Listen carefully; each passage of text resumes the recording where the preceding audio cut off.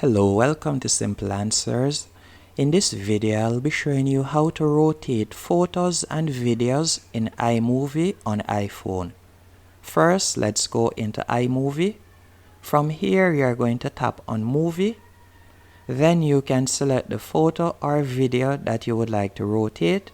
For example, let's say I select this video right here.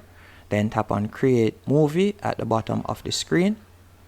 After you're finished, you'll simply tap on the video on the timeline. Then you'll use two fingers, and the display image that you see at the top right below my movie 5 on my screen, you will simply use your two fingers to rotate the video to the direction that you want, and you will see an arrow pointing at the direction that you're rotating to, as you can see right here. And that's it. That's how to rotate a photo or video on iMovie on your iPhone. Hope you found this video helpful and informative. If you did, be sure to hit the like button and subscribe, and thank you for watching.